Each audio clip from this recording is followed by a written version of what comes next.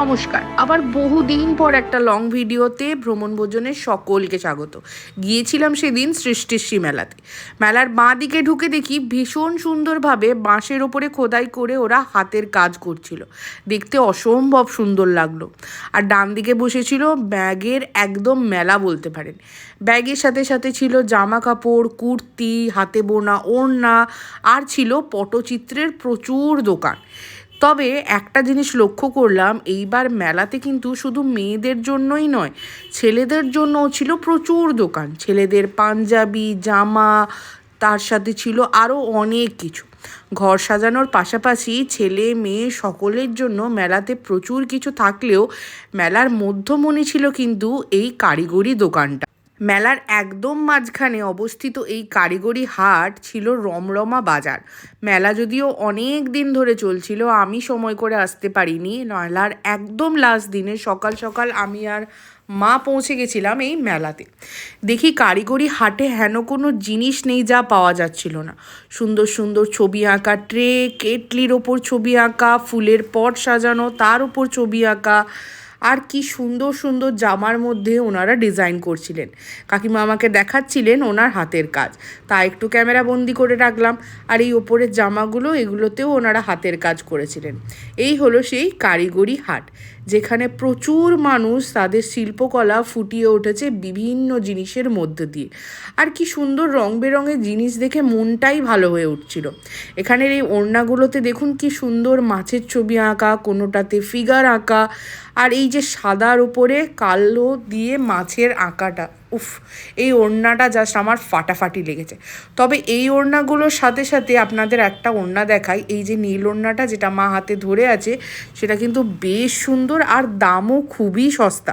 মাত্র 350 টাকা করে ওনারা এগুলো বিক্রি করছিলেন। দেখুন, হাতের কাজের কিন্তু কোনো মূল্য হয় না, তাও আবার এত কষ্ট করে এত সুন্দর করে বানানো জিনিসের তো অমূল্য দাম। তাই মেলার লাস্ট দিন হওয়ায় ওনারা চাইছিলেন যত সম্ভব জিনিস বিক্রি হয়ে যায়। তাই সঠিক মূল্য দিয়ে ওনাদের কাছ থেকে কুর্তি আর ওড়না কিনেছিলাম। তার সাথে সাথে দেখুন এখানে ছোট ছোট সেই গামলাগুলো, আমাদের ছোটোবেলায় এগুলো এমনিই ইউজ হতো।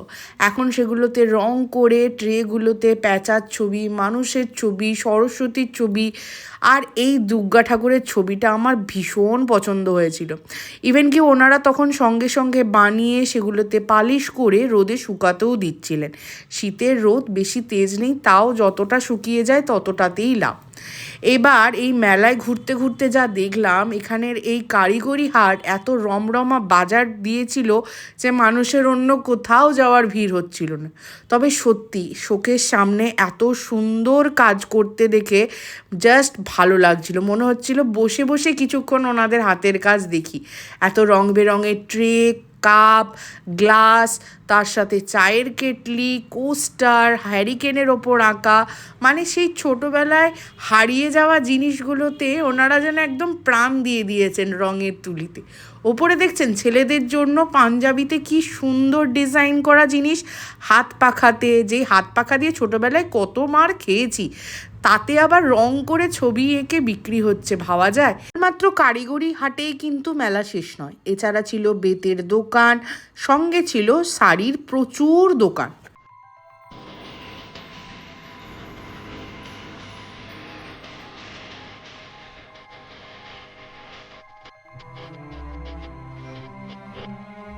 এই যে স্টেজটা এখন খালি দেখছেন, এটা প্রস্তুত হচ্ছে রাত্রেবেলা ফোক গানের একটা ব্যান্ডের জন্য। যবে থেকে মেলা স্টার্ট হয়েছে তবে থেকেই এখানে বহু নামি দামি মানুষ এসে অনুষ্ঠান করে গেছেন। মেলাটা কিন্তু বেশ বড় ছিল আর প্রচুর দিন ধরে চলেছিল, আর প্রচুর মানুষের ভিড়ও এখানে হয়েছে।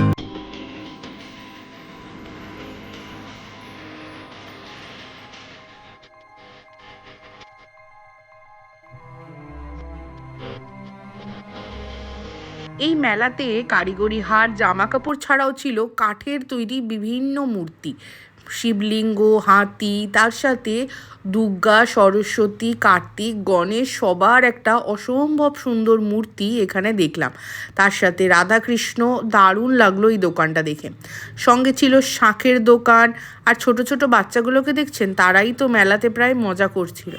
আচ্ছা, এই মেলা থেকে বেরোনোর পরে এবার আমরা আরেক দিকে গেলাম, যেখানে এই সুন্দর সুন্দর দোকানে ব্যাগ বিক্রি হচ্ছিল। এছাড়া এখানে ঘর সাজানোর এই সুন্দর সুন্দর ফুলদানিগুলো 350, 2200 এরকম দামে ওনারা বিক্রি করছিলেন।